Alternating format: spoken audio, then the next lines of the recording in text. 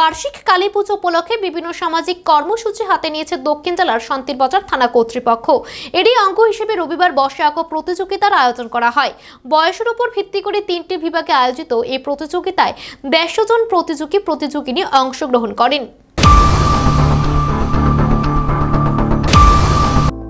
11 November দক্ষিণ জেলার শান্তিবাজার থানার বার্ষিক কালী পূজা।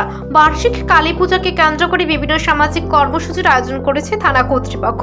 এরই অঙ্গ হিসেবে রবিবার থানা প্রাঙ্গণে এক বর্ষে আঁকা প্রতিযোগিতার আয়োজন করা হয়।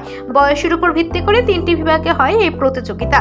এই বর্ষে আঁকা প্রতিযোগিতা এলাকার 150 জন খুদে প্রতিযোগী এবং প্রতিযোগিনী অংশগ্রহণ করে।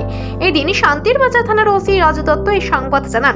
তিনি আরো জানান, কালী পূজাকে কেন্দ্র করে সাফাই অভিযান, অবসরপ্রাপ্ত পুলিশ কর্মীদের সংবর্ধনা প্রদান এবং এলাকার এই বছরের সেরা গাড়ি চালককে পুরস্কৃত করা হবে।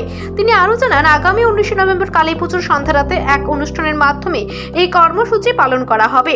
19 তারিখ আমাদের থানার বাৎসরিক কালী পুজো। এই কালী পুজোর অঙ্গ হিসেবে আমরা বিভিন্ন সামাজিক কর্মসূচি হাতে নেই। এরই অঙ্গ হিসেবে আজকে আমরা বর্ষে আঁকা প্রতিযোগিতার অনুষ্ঠান করছি। যারা 3টি বিভাগে আমাদের অনুষ্ঠান হচ্ছে, কম্পিটিশন হচ্ছে। যারা ফার্স্ট, সেকেন্ড, থার্ড হবে তাদের আমরা আগামী 19 তারিখ কালী পুজোর দিন আমরা পুরস্কৃত করব। কতজন এখানে অংশগ্রহণ করেছে আজকের এই বর্ষা আঁকা প্রতিযোগিতা? এখন পর্যন্ত 150 জন পার্টিসিপেন্ট আছে। এছাড়া কি কি কর্মসূচি নেওয়া হয়েছে?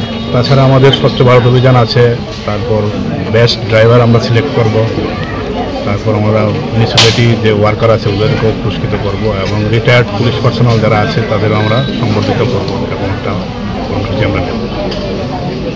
প্রসঙ্গত উল্লেখ্য যে শান্তিরবাজার থানার বার্ষিক কালী পুজো উপলক্ষে আয়োজিত এই ধরনের সামাজিক কর্মসূচিগুলিকে স্বাগত জানিয়েছেন সাধারণ জনগণ।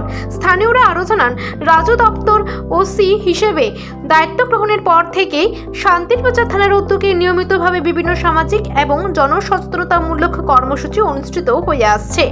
Bureau report, Asian Times.